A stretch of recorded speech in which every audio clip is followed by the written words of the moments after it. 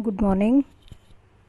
कल जैसा कि हमने चैप्टर नंबर 5 इसका फिनिश कर लिया है, तो आज ये चैप्टर नंबर 6 पे आएंगे हम। और ये बहुत इंटरेस्टिंग चैप्टर है एकदम, मतलब आपको मज़ा ही आ जाएगा पढ़ के, आप ऐसा समझ लीजिए। ये पहले वाले, इससे जो पहला चैप्टर था वो हमने पढ़ा था पृथ्वी के परिमंडल, है ना। मोटा मोटा डिवीज़न कर लिया था कि पृथ्वी पे किस किस तरह की संरचना पाई जाती, क्या क्या पाया जाता। जैसे एक को कह दिया, जो पानी वाला भाग है उसको जलमंडल, जो ठोस वाला भाग है उसको स्थलमंडल, और जो एयर वाला पार्ट है यानी कि ठोस, गैस और जल, तीनों को बांट दिया गया। और इन तीनों का मिला जुला रूप ही जो कहा गया वो कहा गया जैवमंडल। यही था ना। तो अब पृथ्वी के जो प्रमुख स्थल रूप है, स्थल रूप मतलब जो कि वो ठोस वाला पार्ट है, उस पे किस किस तरह की आकृतियाँ पाई जाती हैं। पहाड़ होते हैं, कुछ पर्वत होते हैं, कुछ पठार होते हैं, कुछ क्या बोलते हैं उसको, देखिए यहाँ बहुत सारे दिए हुए होंगे। ये मैदान होंगे, कुछ कहीं झील बन गई होगी, कहीं कोई प्रायद्वीप होता होगा, कोई द्वीप होता होगा। तो इन सब को कैसे कैसे ये होते हैं, किसको क्या कहा जाएगा और इन्हें क्यों कहा जाता है, ये ऐसे कैसे हैं, ये सब चीज़ें इस वाले चैप्टर में आपको बताई जाएगी। और बिल्कुल एकदम इजी लैंग्वेज में, जैसे छोटा बच्चा समझता है वैसे। अब देखिए, यहाँ तक कुछ है नहीं इसमें, ये पहला वाला जो लेसन है, जो पहला वाला पैराग्राफ है, सॉरी, उसमें देखिए आपको ये जानकर आश्चर्य कि मैदान जिस पर आप खड़े हैं उसमें धीरे धीरे गति हो रही है। अंदर से है क्या कि ये है हमारी पृथ्वी। अब हम पृथ्वी के अंदर चलना शुरू करते हैं और हम जब इसके कोर में पहुँचते हैं, बिल्कुल वहाँ पहुँच जाते हैं जहाँ इसका सेंटर है, बीच है, सेंटर पॉइंट है, वहाँ अगर पहुँच जाते हैं तो वहाँ हमें पता चलता है कि ये पहले तो आज तक कोई पहुँचा नहीं है यहाँ पे। आपको अगले किसी चैप्टर में ये बात पता चलेगी कि पृथ्वी की जो ये वाली जो रेडियस है, जो ये मैंने यहाँ खींची है, ये आपको पता चलेगी। अभी नहीं, मैं आपको उलझाती, अभी धीरे धीरे समझते हैं। तो इसमें क्या है ना, अंदर तैरता हुआ एक गर्म पदार्थ है, मतलब सॉलिड मोल्टन जैसे होती है ना, जैसे रबर होती है वैसा वाला, वैसी वाली कंडीशन में। तो ऐसी वाली कंडीशन में अगर कोई पदार्थ है तो उसके ऊपर अगर तुम कुछ रखो तो वो ऐसा तो होगा नहीं एकदम फिक्स हो जाएगा, वो तो हिलता रहेगा ना। ऐसा ही सेम पृथ्वी की ऊपरी वाली परत के साथ है। तो ये वाली जो परत है, इसकी सबसे अंदर वाली जो परत है, ये तो ठोस हो गई है क्योंकि चारों तरफ से इसमें डेंसिटी बहुत ज़्यादा, मतलब प्रेशर बहुत पड़ रहा है। लेकिन जो ये सबसे ऊपर वाली परत है ना, उसके कुछ किलोमीटर नीचे जाएंगे तो वहाँ पे जो है एक और परत है जो कि सेमी मोल्टन स्टेज में है, एस्थेनोस्फीयर कहा जाता है उसको।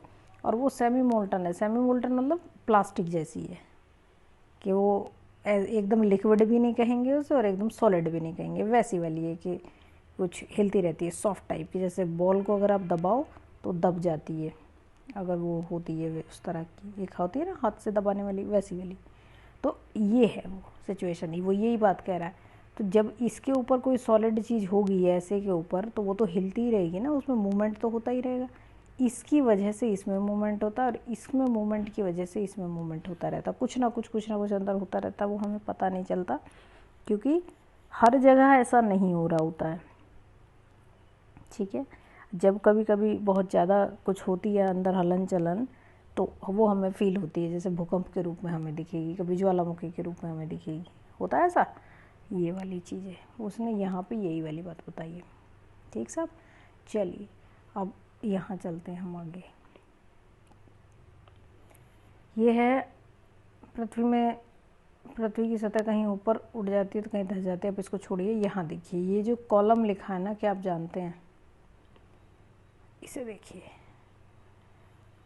अब मैं आपको मोटा मोटा तौर पे बता देती हूँ। जैसे मान लो ये है प्लेन, ज़मीन है ये, ठीक। तो यहाँ पे कुछ इस तरह का होगा, कोई ऐसा होगा इसके बराबर में, और फिर यहीं पे ये ज़मीन होगी, ऐसा होगा। यहाँ से कोई नदी निकलती होगी, बहती हुई ऐसे आती होगी, आके फिर यहाँ आ जाती होगी, यहाँ से फिर जाती होगी। हो सकता है कोई पहाड़ यहाँ भी हो, मतलब यहाँ कोई पहाड़ ऐसे हो सकते हैं कि नहीं, होता है कि नहीं, ऐसे हो सकता है कोई। तो मान लो कोई नदी इधर से निकलेगी और वो इसमें, इस मेन वाली जो नदी है इसमें आके मिलेगी। दोबारा समझाती हूँ, देखिए पहले आप ये समझिए कि पहाड़ क्या होता है। इसे मिटाइए, पहले इसे मिटाते हैं। पहले मैं आपको एक और चीज़ बताती हूँ कि पहाड़ क्या होता है। पहाड़ मतलब हो गया ऊंची उठी हुई ज़मीन, और जिसका जो ऊपर वाला हिस्सा है ना वो नुकीला होता है। ठीक है। 600 मीटर से अधिक ऊंचाई एवं खड़ी ढाल, इनकी जो ढाल होती है ना एक खड़ी होती है, तो क्या कहा जाएगा, पर्वत या पहाड़ या माउंटेन उसको कहेंगे। और इनकी ऊंचाई जो अभी तक खोजा गया 8848 मीटर ऊंचा जो पर्वत है वो माउंट एवरेस्ट, ये दुनिया का सबसे ऊंचा है, मतलब इससे ऊंचा अभी कोई देखा नहीं गया है। ठीक है, ये है। तो पर्वत की क्या डेफिनेशन हुई, जो जिसकी ऊंचाई 600 मीटर से तो ज़्यादा हो, अगर 600 मीटर से कम है तो वो पर्वत नहीं कहलाएगा, वो कहलाएगा फिर पठार। देखिए पर्वत का ये होता है कि एक तो उसकी ऊंचाई ज़्यादा होती है, 600 मीटर से तो ऊंचाई होगा हमेशा। दूसरा ये कि उसका जो ये वाला पार्ट होता है ये नुकीला होता है। तीसरी ये वाली बात कि उसके जो ढाल होते हैं ना ये खड़े होते हैं, है ना। अब इसी के बराबर में मैंने एक आकृति ये बनाई, ये है पठार बनाया मैंने, देख रहे हैं आप। इसकी ऊंचाई एक तो मैंने कम बनाई है, ऊपर से ये जो बनाई है मैंने फ्लैट बनाया, ऐसा बनाया जैसे कि मेज होता है वैसा, है ना। ये देखिए आपको ये बात तब समझ में आएगी कि ये सब बने कैसे, जब मैं आपको इनके बनने का प्रोसेस बताऊंगी। कहीं या तो इसी किताब में आ जाएगा या इससे आगे कोई दूसरी बड़ी किताब होगी तो उसमें आएगा, 7वीं 8वीं की किसी में। समझ गए आप बात।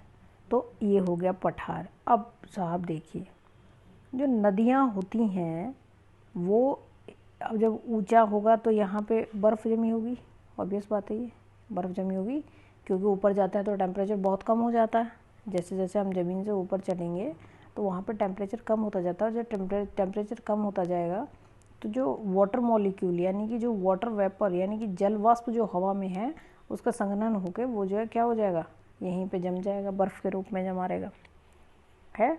और बर्फ़ तो पिघलती है, बर्फ़ पिघलेगी तो उससे कोई नदी निकलेगी, मतलब वो पानी जो है वो नीचे की तरफ आना शुरू होगा, क्योंकि ढाल है ये।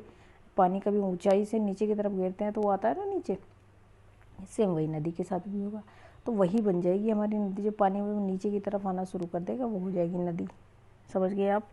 अब यहाँ क्या होगा, मान लो ये और भी कुछ पहाड़ हैं यहाँ पे साइड में, इसी पर्वत पहाड़ के, यहाँ से कोई नदी आ रही है निकल के, मतलब वो इसके साथ भी यही हो रहा होगा, यहाँ कुछ होगा, यहाँ पर बर्फ़ होगी, इसे पिघल के नदी बनी होगी, वो नदी बहेगी तो वो आएगी, वो भी नीचे की तरफ बहेगी, बहेगी कि नहीं।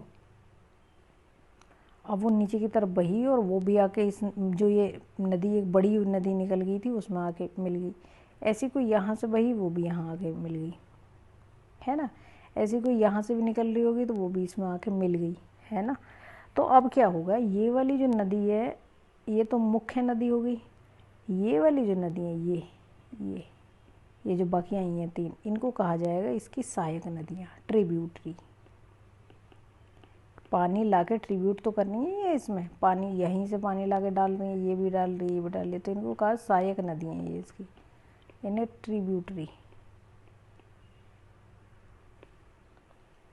कहा जाता है। ठीक है, ये बात आपको समझ में आ गई होगी। अब एक वक्त क्या होगा कि जब नदी है जो ये आगे बहती रहेगी यहाँ तक तो ये ठीक बहती रहेगी, क्योंकि ये ढाल है तो चलती रहेगी। यहाँ से बहुत तेज़ बहेगी पानी की, क्योंकि ऊंचाई से गिर रहा है, यहाँ के थोड़ी मंदी हो जाएगी, फिर यहाँ से थोड़ा तेज़ बहेगी, यहाँ आके मंदी होती चली जाएगी, मंदी मंदी मंदी मंदी, पानी मतलब बिल्कुल धीरे धीरे धीरे धीरे बहना शुरू होगा, क्योंकि ढाल है ही नहीं, प्लेन में बह रही है वो, तो जो प्रेशर आ रहा होगा पानी का उसी की वजह से जा रही होगी आगे। ठीक है, अब आगे जाके क्या होगा आप देखिएगा, जैसे ये तो मान लो आप यहाँ देखो, ये देखो ये नदी बह के आ रही है यहाँ पे। अब नदी सीधे रास्ते पे तो बहती नहीं है, ऐसी बहती है, ये नदी आ रही है बह के, ये कोई सहायक नदी आके इसमें मिल गई, यहाँ से ये मिल गई सहायक नदी, मतलब ये कोई नदी थी, ये इसकी सहायक नदी आके मिल गई, ये दोनों नदियाँ मिल के अब आगे बह रही हैं। यहाँ पे ये समुद्र है बड़ा सा, नदी का फाइनल डेस्टिनेशन क्या है, उसे मिलना समुद्र में ही है, जाके कहीं भी मिलेगी, वो किधर भी जाए लेकिन मिलना तो समुद्र में ही है ना। अब क्या हुआ कि नदी का जब ढाल एकदम मतलब कम हो गया, स्लोप का ढाल एकदम कम हो गया। ये प्लेन दिख रहा है, ये मैदान लिख रहा है ना, मैदान आपको दिख रहा है यहाँ पे। मैदान का मतलब होता है प्लेन ज़मीन, एकदम प्लेन, जो ऊंचा नीचा कुछ नहीं है वहाँ पे, बहुत ऊंचा या बहुत नीचा नहीं है कुछ भी, प्लेन है वो, वैसा वाला है। जब पानी तुम यहाँ ऐसे में चलाओगे तो वो तो बिल्कुल धीरे से आके, धीरे धीरे आके मिलेगा इसमें। एक टाइम वैसा होगा जब नदी, देखिए जब ये यहाँ से आई होगी, इस पहाड़ से निकल के आई होगी मान लो, तो ये जब पानी अपने साथ में जहाँ जहाँ से बह के आया होगा वहाँ से कुछ बहा के लाया होगा ना, साथ में पत्थरों को रगड़ा होगा, कुछ और रास्ते में आया होगा तो उसको भी अपने साथ बहा के ले आया होगा, और जहाँ तक ढलान है उसको ले जाएगा खींच के। आपने देखा होगा कभी किसी शांत पानी को देखना, उसमें बहुत सारी चीज़ें आपको नीचे जमी हुई दिख जाएंगी, और नीचे जमी हुई दिखने का जो वजह आपको वो है, जो नीचे जो वो चीज़ें जमी है, कोई पत्थर होगा, कोई मिट्टी होगी, कोई रेत होगा, कोई गाद होगी, कोई क्ले होगा, ऐसा कुछ जमा होगा।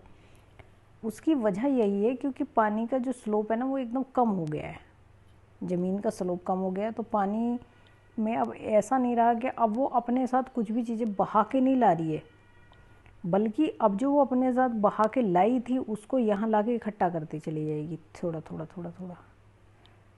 और एक टाइम जब ये इसमें मिलेगी तब होगा क्या, पानी को जहाँ से रास्ता मिलेगा ना वो वहीं से अंदर जाके समुद्र में मिल जाएगा, ठीक। और जो ये आकृति बन रही है बीच में, इसी प्रोसेस में देखो, जो ये नदी, जब ये नदी पानी लाके इस मेन नदी में मिला रही थी तो ये तो थी सहायक नदी है, और जो ये नदी इससे पानी को अलग अलग ले जा रही है ये, तो ये हैं वितरिकाएँ, वितरिका कहा जाता है इनको, यानी कि डिस्ट्रीब्यूटरी। वो तो थी ट्रिब्यूटरी, ये सहायक नदी है ट्रिब्यूटरी, और वितरिका मतलब डिस्ट्रीब्यूटरी, जो कि नदी के पानी को अलग अलग ले जा रही है ना, ये ले गई ना अलग अलग, जिस पानी को जहाँ से जगह मिली वहीं से जाके इसमें मिल गया। इसी दौरान जो उसने ये इस तरह की जो आकृति बन जाती है ना मुहाने पे जाके, ये मुहाना होता है नदी का, नदी का मुहाना मतलब जहाँ वो जाके समुद्र से मिलती है। नदी समुद्र से निकल के ऊपर नहीं जाती है, नदी वो पहाड़ से निकल के नीचे की तरफ आती है, ठीक है। तो उसी को कहा जाता है, देखिए ये वाली जो ये वाली जो आकृति है, इसको मिटाती हूँ मैं, और देखिए यहाँ आपको ये दिख रहा है ना लिखा हुआ डेल्टा, ये जो दिख रहा है डेल्टा, ये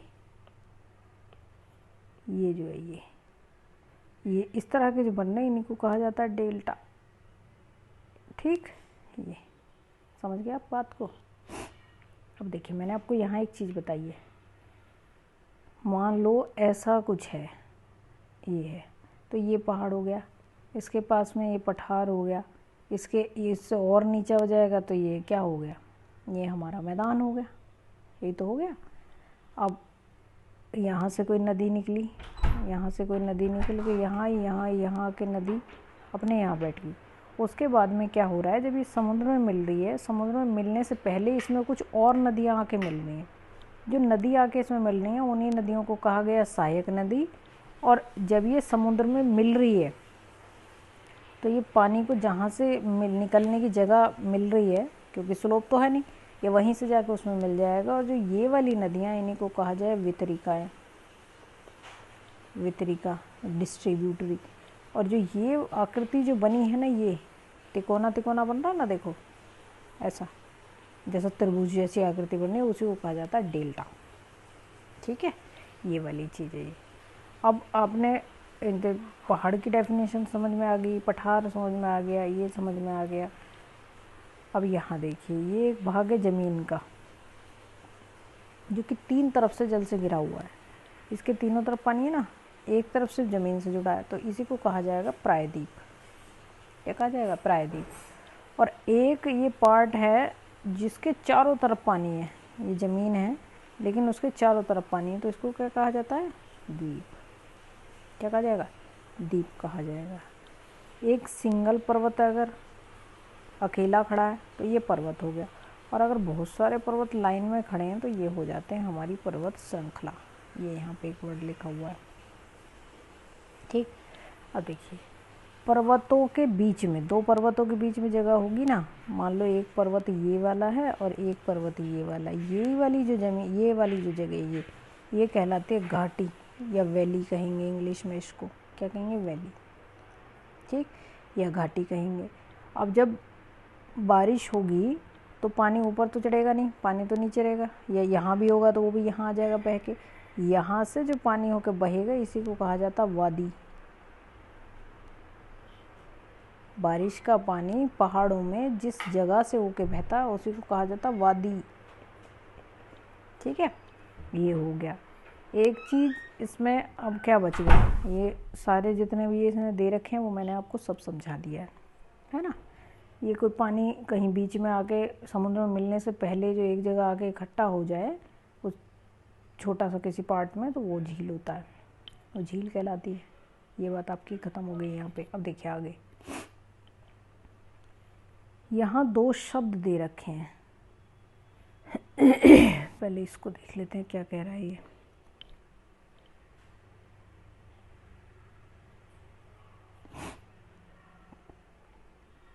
दूसरी है बाह्य प्रक्रिया, स्थल के लगातार बनने में टूटने की प्रक्रिया अपरदन कहते हैं।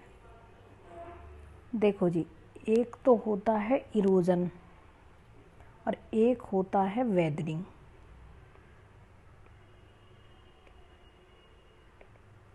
Weathering, erosion.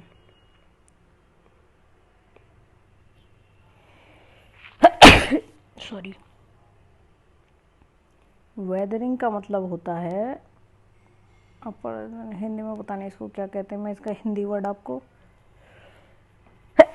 कल बताऊंगी। आप ये छोड़िए, आज जितना आज पढ़ा उतना आप याद रखिएगा। अब थोड़ा सा आप इंग्लिश वाला देख लीजिए, क्योंकि आज इंग्लिश की अलग से मैं वीडियो बनाई नहीं, क्योंकि उसमें समझाने वाला कुछ था नहीं। अभी देखिए, अब आप क्या करेंगे, आपका एक मेन काम है, आप दुनिया के, मैं अभी डाल दूंगी इस पर कुछ मैप डालूंगी, कुछ डालूंगी चीज़ें कि दुनिया की महत्वपूर्ण नदियाँ, महत्वपूर्ण पहाड़, ये आपको देखने आज पूरे संसार के, है ना, वो मैं अभी डाल दूंगी। अब आप ये देखिए, चलिए उसे छोड़िए। इंग्लिश में क्या था आज पढ़ना था, फ्यूचर परफेक्ट कॉन्टिन्यूस, ये तो पढ़ना था। इसमें कोई बहुत बड़ी बात नहीं है, ये ऐसा ही है, सेम पीछे वाला जैसे होता है। एक पहचान तो इसकी वही है, रहेगा, रहेंगे, पहचान तो वही होगी। अब हेल्पिंग वर्ब जो है, हेल्पिंग वर्ब मैंने बताई है, जो फ्यूचर परफेक्ट की होगी बस उसी में बीन जोड़ दिया जाएगा तो वही हो जाएगा फ्यूचर परफेक्ट कॉन्टिन्यूस की। तो फ्यूचर परफेक्ट की क्या थी, will have, shall have, will have और शैल हैव, यही थी ना। तो इसी में बीन अगर जोड़ दिया जाएगा, BEEN, बीन, तो ये हो जाएगी इसकी फ्यूचर परफेक्ट कॉन्टिन्यूस की, ठीक है। इसमें भी टाइम के लिए सेम वही फार्मूलाज हैं। टाइम के लिए सिंस या फॉर लिखेंगे। मैंने जो फार्मूला डाला है उसमें सिंस की जगह उसने फ्रॉम लिख रखा है, तो उस फ्रॉम को काट के आप लोग उसकी जगह सिंस लिख लीजिएगा, ठीक है। तो ये हो गया, और फार्मूला सेम होता ही है। सब्जेक्ट आप लिखेंगे, उसके बाद में ये विल हैव बीन या शैल हैव बीन लिख दिया जाएगा। विल हैव और शैल हैव, IV के साथ में शैल लगेगा और बाकी सबके साथ में विल लगता है, ठीक। तो वही सेम ही है बिल्कुल जो पीछे से चला आ रहा है। और उसके बाद में जो मेन वर्ब होती है उसकी ING फॉर्म आती है इसमें, जैसा कि आपको पता ही है। टाइम आएगा तो उसके लिए ऑब्जेक्ट लिखेंगे पहले, अगर ऑब्जेक्ट होगा तो आप ऑब्जेक्ट लिख देंगे यहाँ पे, और टाइम आएगा तो उसके लिए सिंस या फॉर लिख के और जो टाइम होगा उसे लगा देंगे। ये हो गया। और जो मैंने आपको ये बता ही रखा है ऑलरेडी, अगर नेगेटिव होगा सेंटेंस तो जो पहला वर्ड है हेल्पिंग वर्ब का, जो ये दोनों पहले वर्ड हैं, देखिए 3 वर्ड की है ना, तो जो पहला वर्ड है उसी के साथ छेड़छाड़ करेंगे, जो भी करेंगे इधर उधर करना उसे करेंगे। Will not have been plus ING form plus object आ जाएगा, बाकी का सिंस फॉर लगा के टाइम लिख देंगे। ऐसा ही सिंगल इंटरोगेटिव में भी करेंगे। इस विल को ही चेंज करेंगे, सिर्फ हम विल होगा या शैल होगा, है ना, प्लस में सब्जेक्ट लिखेंगे फिर हैव बीन लिखेंगे सब्जेक्ट के बाद में। समझ में आ गई बात। और ING फॉर्म आ ही जाएगी और उसके बाद में सेंस फॉर आ जाएगा। इससे पहले WH वर्ड लगा देंगे, बाकी फॉर्मेशन सेम ऐसी होगी डबल इंटरोगेटिव की भी जैसे सिंगल इंटरोगेटिव की होती है। बात समझ में आ गई? इसमें बहुत ज़्यादा कुछ वैसी चीज़ है थी नहीं, तो इसलिए मैंने सोचा, मैंने कहा इसी में ऐड कर दूँगी मैं। ठीक है, अब आपको ये चीज़ मुझे लगता है समझ में आ गई होगी, है ना। यहाँ से जो ये मैंने आपको बताया था ये फिगर, ये आपको बहुत ढंग से समझ में आया होगा। अगर नहीं आया होगा तो मैं आपको और बता दूँगी कल, आप उससे पूछ लीजिएगा, आज पूछ लीजिएगा, या जैसे भी है। बाकी का आगे मैं आपको बताऊँगी।